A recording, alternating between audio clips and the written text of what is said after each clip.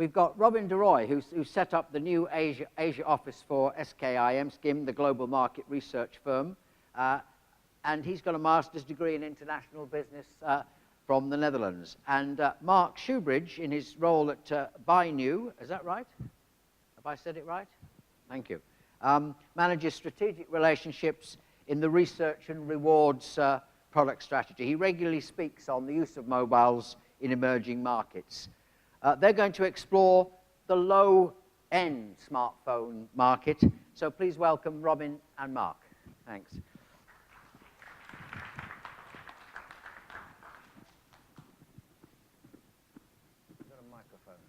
I have a mic. Ah, good. Thanks. Thanks for a great introduction. Thanks for having us here today. Mark and I will be talking today on bringing high-tech research to low-tech devices. Now, why do we think that's relevant? A lot of our clients are exploring opportunities in Asia, and they're looking at lower social classes in developing markets and want to optimize their products and their portfolios and their communication to target those people specifically. Now, what can you do if you want to research these people? You can go out and do pen and paper research, but of course, we're looking for those opportunities in mobile to reach those people more easily, and that's what we're discussing today. Why our high-tech research? I'll explain that in a second as well. And Mark will be supporting me here today on stage. Some of you might recognize me. I was here on stage last year as well, so thanks a lot to the organization for having me back on stage this year as well. And I was presenting on how, at SKIM, we were trying to bring our research approaches from desktops and laptops to smartphone devices. What we do at SKIM, a lot of the time, it's pricing and portfolio and product optimization studies. We use conjoint research for that a lot of the time, which are usually quite technically complicated studies. We want to see, explore, and validate to what extent we can bring that to mobile devices as well. So we've done some validation studies for conjoint research on mobile devices, on smartphones, across Europe and the US. And we've also done that for some of the communication studies that we've been doing, in which we often use maximum difference scaling, or max-diff. And basically, in all our studies in the US and Europe, we found very good results, very good validity of the results when bringing it to smartphone devices. We adapted our method to fit smartphone devices, and that worked very well. So last year, I presented on bringing that to some of the developing markets here. We presented on Vietnam. And what we noticed is that we weren't able to reach that key target group of the lower social classes in the developing markets because they simply didn't have the smartphones, right? We couldn't reach these people. And if that's your key target group, if that's the people you want to know about, then you're kind of missing the mark. So thankfully, also last year at RMW, I saw Mark, and he was my angel, my savior, because he was presenting on actually bringing these types of research to people that have a feature phone in developing markets and performing research with them. So right away, I saw him. I thought, okay, let's talk. Let's see if we can combine forces and bring our best-in-class research approaches, max-diff, and try to bring that also to feature phones so we can reach those classes as well. Now, to talk a bit more on the role of feature phones, I'll leave you in the capable hands of Mark. So we'll be brief and quick. Are you going to give? I thought you were going to do Oh, this. yeah, sure. I'll be your assistant. That's fine. That's Yeah. right. Last year, I stood up here with a brace in my arm. I'd fallen off my mountain bike. This year, I'm fully functional. So I did fall off my bike, but no photos this year, I'm afraid. So we all know smartphones are all pervasive, and they're coming, and they're here in some markets. And by 2020, globally, it's 80, 85, 90% will have a smartphone. Now, but what about today? Where are we at today? Now, penetration globally is around 25%. This is less so in emerging markets. The people in the emerging markets still have devices like these. This is not an antique. This is a Nokia. It's a great Nokia. Works. Takes great phone calls. Now, the devices that are in these markets are not the massive phablets that you see around Singapore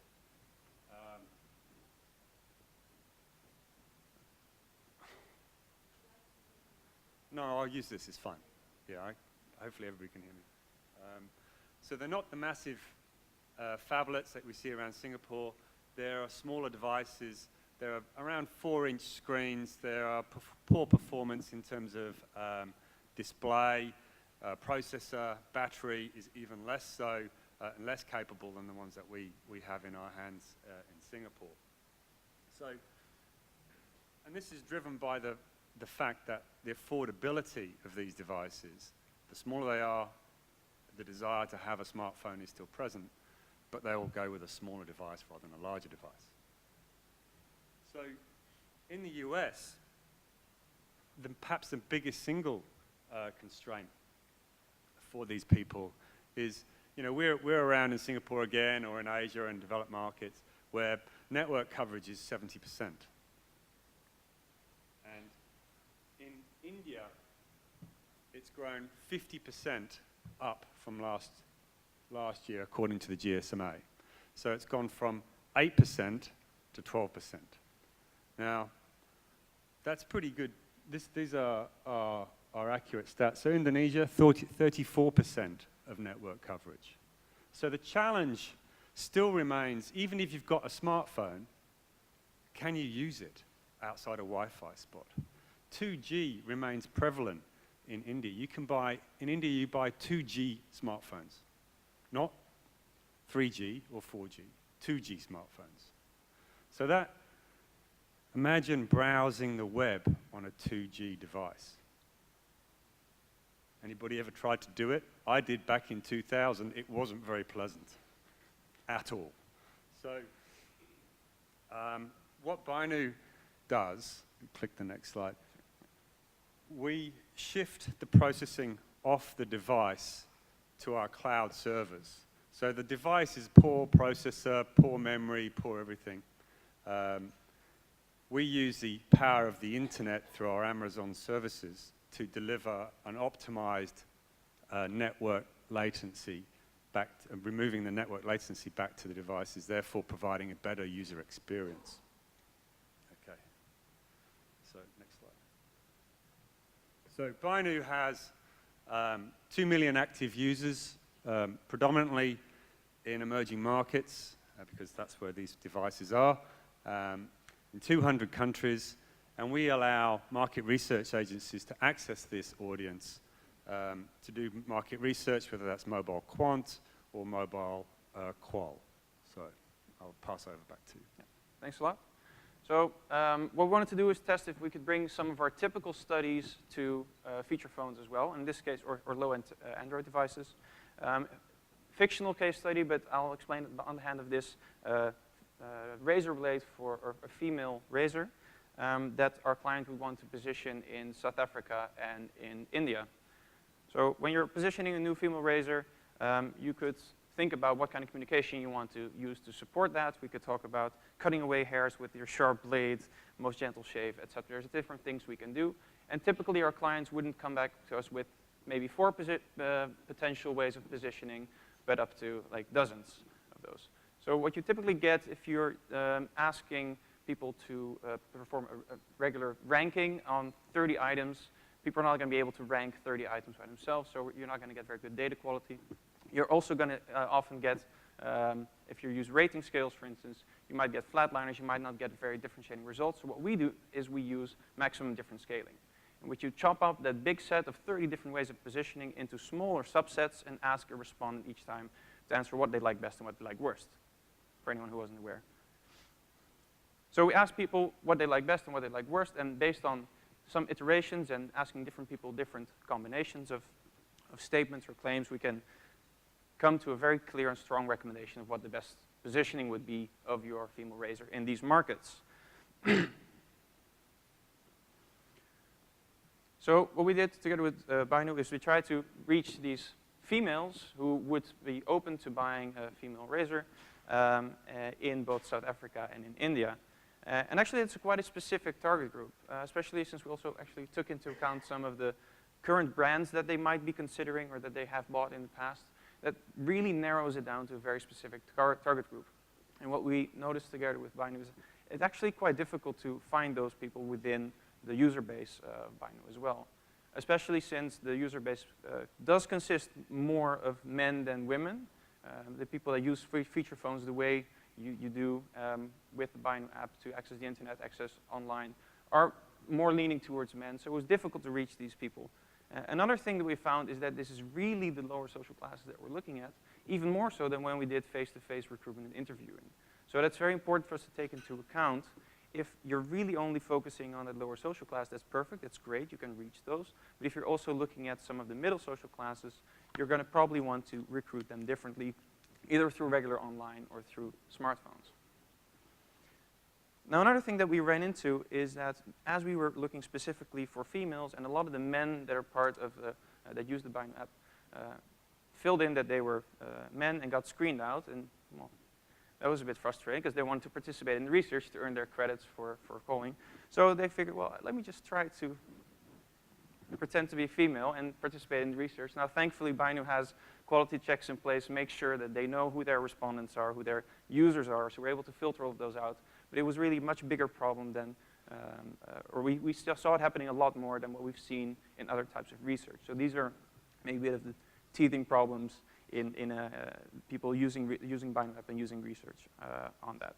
So on that, mobile ownership in India is more targeted at men in terms of actually owning a device. However, the same case study wasn't true in South Africa. We did see differences between the Indian sample versus the South African sample, where we did see guys masquerading as women, and they were picked up through their behaviour, through previous results that they've targeted before. So they were eliminated and blacklisted from future studies. It's important to understand what your sample is that you can reach with your approach, and to make sure that that's really the relevant sample that you're looking for your study as well. Okay. Second learning, and I'm going to get a little bit technical. Last year, I felt maybe I wasn't technical enough. I'll try to go through it a bit quickly, but in a typical research, we would have a lot of potential claims or statements to test. And we don't want to overload people on the number of choice tasks they have to go through to get enough information, because then you get people that are just getting bored out of their mind, and you're not going to get good data anyway. So we're trying to limit that so that each statement or claim typically is seen on screen twice by each respondent. Now, that's not a problem for us because we have large sample sizes and we have many designs. So we have a lot of overlap in what one respondent sees and what another respondent sees. So we can borrow from each other, and that gives us good data quality. So we can still predict accurately what the preferences are for different claims, in a nutshell. Okay? And when we did validated this type of research on smartphones, what we saw was, well, we have a mobile reality, people have a shorter attention span, we really want to customize the research to the smartphone and reduce the interview length. So that means reducing the number of choice tasks even further. To be able to do that, what we had to do was increase our sample sizes, so we still are able to borrow from other respondents. We only get limited observations for each respondent, but at an aggregate level, we're still able to get accurate results. So we validated that across Europe and the US, and that worked like a charm. Now, as we were bringing this to feature phones, we still had a very high number of claims to test. Unfortunately, we are looking at a specific target group that we're looking for, and they're not that easy to increase sample sizes and still do your research within a reasonable time frame. So we're kind of limited. We couldn't reduce the number of choice tasks because we couldn't increase our sample size. Now, on top of that, we couldn't use our typical ways of creating many different designs with a lot of overlap between respondents. So what we wanted to do, we wanted to test the limits of what's possible, and we only used one design. So every person saw exactly the same combination. I wanted to see how our software would deal with that. Results, unfortunately, were not very good. We got very, very flat results. We did not have enough observations to really get a good rank and good results of all of our up to 28 or 30 statements that we tested. Now, thankfully, we also had another test in which we included just somewhere between around 15 statements. And that allowed us to still, with a relatively limited questionnaire length, create a lot more overlap. And even though we still only used one design, so one predefined set of combinations that everyone saw in a randomized order, we got much better results. They were very much in line with our earlier KP study that we were comparing to, and we saw a much bigger differentiation between the results of different statements that we tested. Now, follow-up here is to experiment with testing a few different kind of designs. So if we create a little bit of that overlap, that will really help us to maybe get even better results in our MaxDiff studies as well. Okay. Learning 3, length, and that comes in many different shapes and sizes. First off, as I just mentioned, we were not able to really reduce the number of choice tasks a lot in our survey. And that's what we had done in the earlier smartphone study, which allowed us to keep the overall survey relatively short. In this case, we had a relatively long survey, and we realized we cannot really put a respondent through this. In the end, we chopped up the research into 2 different parts. First, just a very bare classification, and then all of our MaxDiff choice tasks. We had in total, I think, 18 questions for that first part, which is already relatively long for a study on feature phone. And we asked people if they were willing to participate in the second part of the survey as well. Now, for India, I think we had about 80% response rate of also taking the second part and participating in that part as well. So that's pretty high. I'm not sure about the Africa figures right now. So we're quite happy with that, and we'll look into using that as well on for future studies on smartphones, etc. Second aspect of length is our question length. And what we typically do, we write beautiful questionnaires with questions, and I know this one by heart, I can't read it, but which of the following statements would motivate you most, and which of the following statements would motivate you least to blah, blah, blah, blah, blah.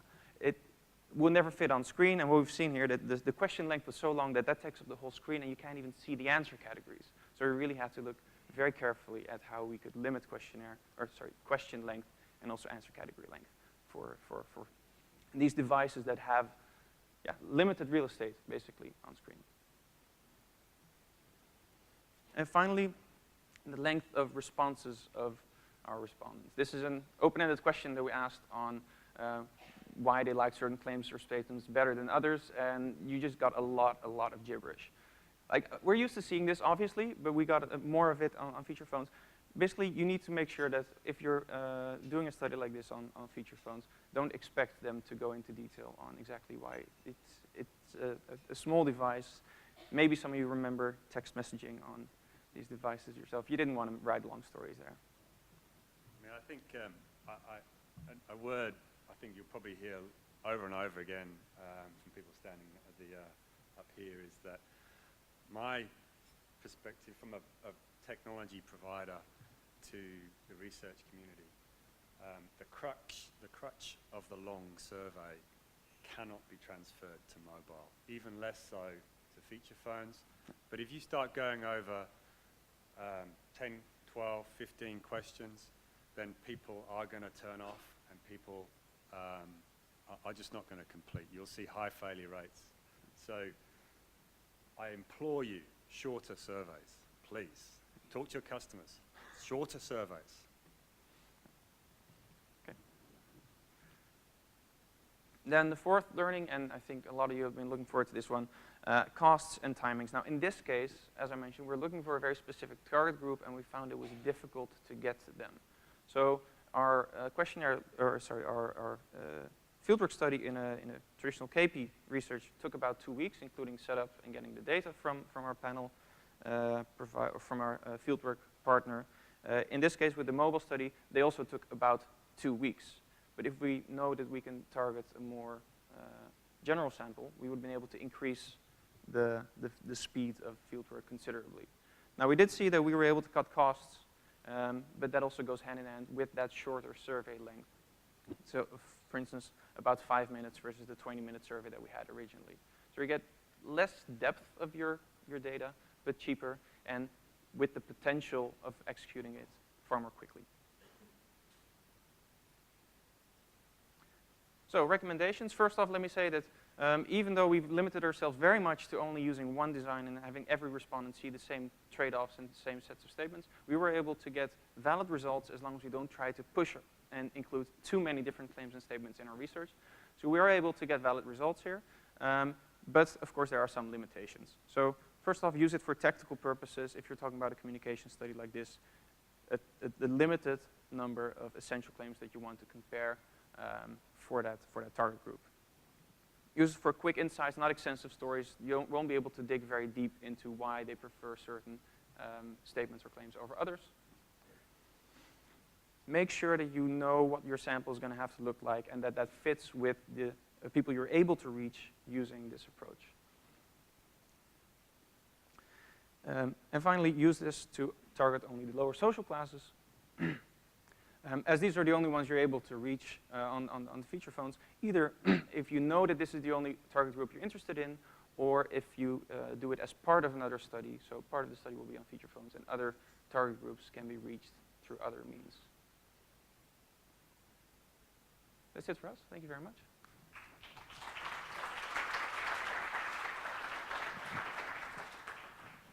Perfect timing. Thank you, chaps. Thank you. A couple of questions before we have the Macan. Yeah, thanks. Shout.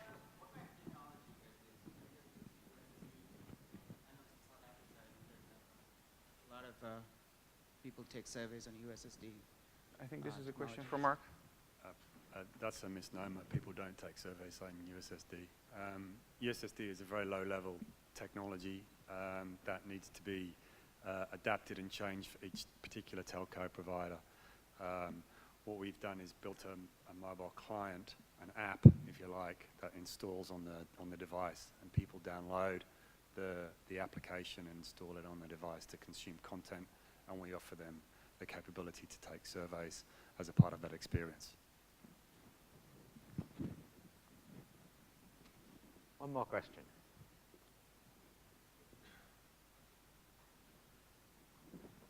Yes, sir.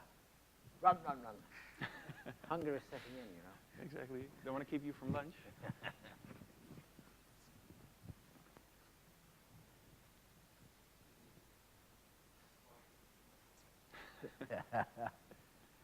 I'm Pramod from India. Just an observation. You said that the penetration of smartphones in India is very, very low. And with respect to 2G and 3G, 2G is used widely. Just to update you, 3G growth was more than 50% last year. And almost 40% of all internet users in India are using 3G as, for the internet, for the data usage. One question, was language used, which language was used for this, was it Hindi or some other local languages, or the survey was done in English? And the study was conducted in English, and this also because it's conducted with the user base of BiNu, so they are already regular users of the app, so to say. But I think, if as long as you don't use local languages like Hindi or Tamil or, with these lower class social respondents, especially women, I don't think you can get a true picture of what a study you can do in India. Okay. I think, correct me if I'm wrong, but there's the ability to support. Yeah, I mean, the application supports, just to come back on both points, the source of the information I have on network is from the GSMA, which is the global body for monitoring network capability. And secondly, our application supports different multi-languages, so if the survey was scripted in Hindi, it could also do that. Just one more.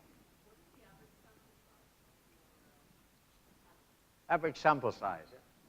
Do you mean of the studies that we typically run, or okay? So that for a typical claim study or statement study, we would have around 200 to 300 respondents, and if you know that you're looking into specific splits that you want to know about, then we would make sure that you get enough observations for that. And what we did, for instance, for the smartphone studies, we've doubled that because you get very limited observations for each respondent, especially if you know that there's going to be differences between different segments. We use an analysis approach where first we look for similarities, and then we're able to do an estimate on that larger sample size. A time frame for a typical study? Usually for online, we're able to get in and out of the field within a week, but for other countries, yeah, if you need to go face-to-face, let's say 2 weeks for the whole process.